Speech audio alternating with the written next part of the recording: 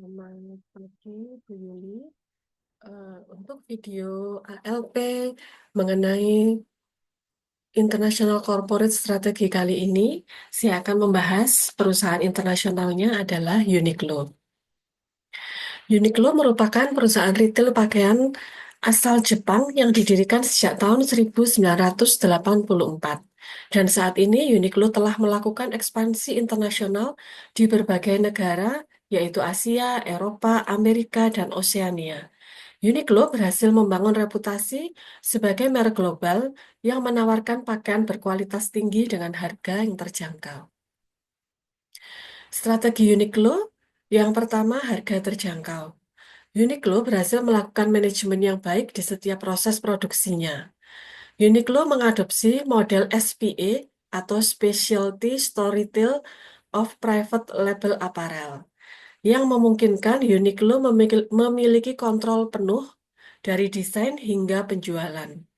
Dengan demikian, Uniqlo dapat menjaga kualitas produknya, efisiensi biaya, dan memiliki respon cepat terhadap permintaan pasar. Yang kedua adalah produk inovasi. Uniqlo memberikan inovasi yang menarik yang jarang ada di brand-brand lainnya. Mereka memberikan inovasi pada produknya, yaitu inovasi teknologi. Contohnya adalah Heritage dalam produknya, yaitu produk pakaian yang memberikan kehangatan ekstra bagi pemakainya.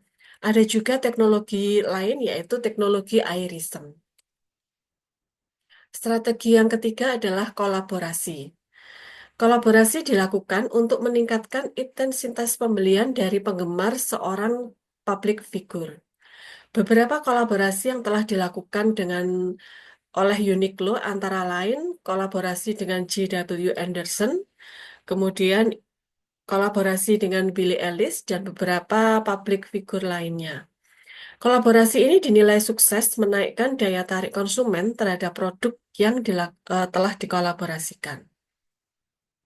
Strategi yang keempat adalah media sosial. Uniqlo menggunakan media sosial yang mereka miliki sebagai media berpromosi. Dan setiap konten dari media promosinya berbeda-beda tergantung daerah dan wilayahnya agar tingkat relevansinya tinggi pada wilayah tersebut. Rencana implementasi strategi Uniqlo. Tujuannya adalah untuk meningkatkan kesadaran merek, memperluas pangsa pasar, serta membangun loyalitas pelanggan secara berkelanjutan.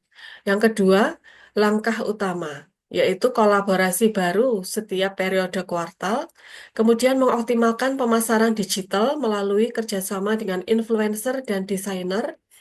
Yang ketiga adalah pembukaan toko fisik dan melakukan ekspansi e-commerce. Yang ketiga, sumber daya. Tim pemasaran digital dan media sosial, anggaran untuk kolaborasi dan iklan, kemudian platform e-commerce dan logistik distribusi. Yang keempat, jadwal pelaksanaan. Kampanye pemasaran digital berlangsung sepanjang tahun dengan puncak pada peluncuran koleksi kolaborasi. Kemudian juga melakukan evaluasi dan penyesuaian strategi setiap 6 bulan. Potensi hambatan dan strategi untuk mengatasinya ada beberapa. Yang pertama, fluktuasi biaya produksi global dapat mempengaruhi kemampuan Uniqlo untuk mempertahankan harga terjangkau tanpa mengorbankan kualitas. Yang kedua, persaingan harga dari merek fast fashion lain yang menawarkan produk dengan harga lebih rendah. Kemudian, adanya kebutuhan investasi tinggi dalam penelitian dan pengembangan untuk menciptakan inovasi baru. Yang keempat, adanya resiko adopsi pasar yang rendah terhadap produk inovatif yang mungkin tidak sesuai dengan harapan konsumen. Yang kelima, dengan melakukan kolaborasi, ada ketergantungan terhadap popularitas mitra kolaborasi yang dapat menurun seiring berjalannya waktu. Kemudian yang keenam, adanya perubahan algoritma dari platform media sosial juga dapat mempengaruhi jangkauan terhadap konten-konten yang dibuat. Yang ketujuh, kebutuhan konten yang terus-menerus untuk menjaga keterlibatan dari audiens. Yang kedelapan, gangguan global seperti adanya pandemi atau konflik politik yang dapat menghambat rantai pasokan. Yang kesembilan, kebutuhan akan transparansi yang semakin meningkat dari konsumen terkait asal-usul bahan pembuatan sebuah produk. Strategi yang dapat diterapkan untuk mengatasi hambatan tersebut antara lain, yang pertama, melakukan diversifikasi baik dalam hal sumber bahan baku, jenis kolaboratif, maupun platform media sosial untuk mengurangi ketergantungan pada pemasok tertentu. Yang kedua, optimalisasi efisiensi operasional melalui teknologi dan otomatisasi untuk menekan biaya produk. Yang ketiga, menekankan pada nilai tambah produk seperti kualitas produk yang baik, inovasi terus-menerus untuk membedakan Uniqlo dari pesaing lainnya. Yang keempat, meluncurkan produk baru secara bertahap untuk menguji respon pasar sebelum produk massal dibuat. Yang kelima, melakukan evaluasi terhadap kinerja kolaborasi untuk menentukan strategi kolaborasi yang akan datang. Yang keenam, memberikan pelatihan kepada tim media sosial untuk adaptasi cepat terhadap perubahan tren dan algoritma. Yang ketujuh, mengimplementasikan teknologi pelacakan untuk meningkatkan transparansi dan efisiensi rantai pasokan. Evaluasi dampak yang diantisipasi. Yang pertama, harga terjangkau. Dampak positifnya adalah dapat menjaga konsumen dari berbagai segmen, termasuk mereka yang mencari produk berkualitas dengan harga yang bersaing.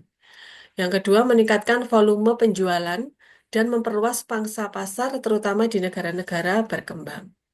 Dampak negatifnya, ada tekanan terhadap margin keuntungan, terutama jika terjadi kenaikan biaya produksi dan fluktuasi mata uang. Kemudian yang kedua, persepsi bahwa harga rendah mungkin dikaitkan dengan kualitas produk yang lebih rendah. Evaluasi terhadap inovasi produk. Dampak positifnya meningkatkan diferensiasi produk pasar dan memberikan keunggulan kompetitif. Yang kedua, dapat menarik konsumen yang mencari fitur tambahan seperti produk dengan teknologi heat touch atau irism. Dampak negatifnya, biaya penelitian dan pengembangan yang tinggi dapat mempengaruhi profit. Yang kedua, risiko bahwa inovasi tidak dapat diterima dengan baik oleh pasar. Evaluasi terhadap kolaborasi. Dampak positifnya dapat meningkatkan exposure merek dan yang menarik segmen konsumen baru melalui asosiasi dengan tokoh atau merek terkenal. Yang kedua, dapat menciptakan buzz dan antisipasi di pasar yang dapat meningkatkan penjualan. Dampak negatifnya, adanya ketergantungan pada popularitas mitra kolaborasi. Yang kedua, ada potensi ketidaksesuaian nilai atau citra antara Uniqlo dan mitra kolaborasi sehingga membingungkan konsumen. Evaluasi dampak terhadap media sosial, dampak positifnya meningkatkan keterlibatan konsumen dan memperluas jangkauan merek. Yang kedua, memungkinkan komunikasi langsung dan interaktif dengan konsumen. Dampak negatifnya, adanya perubahan algoritma platform media sosial dapat mempengaruhi jangkauan dan efektivitas kampanye.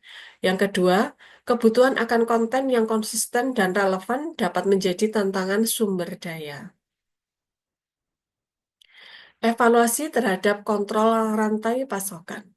Dampak positifnya, memungkinkan kontrol kualitas yang lebih baik dan adanya respon cepat terhadap perubahan permintaan pasar. Yang kedua, meningkatkan efisiensi operasional dan mengurangi biaya melalui integrasi vertikal.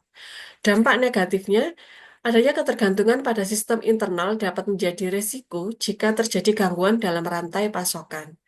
Yang kedua, kebutuhan investasi yang signifikan dalam teknologi dan infrastruktur untuk mendukung kontrol penuh. Kesimpulannya, strategi Uniqlo yang terintegrasi mencerminkan pendekatan bisnis yang holistik dan adaptif. Menggabungkan harga terjangkau, inovasi produk, kolaborasi strategis, kampanye media sosial, serta kontrol rantai pasukan yang efisien. Uniqlo dinilai berhasil membangun merek global yang kuat dan berkelanjutan. Hal ini menunjukkan Uniqlo terus menunjukkan komitmen terhadap inovasi dan berkelanjutan, sehingga menjadikan Uniqlo pemimpin dalam industri fashion global.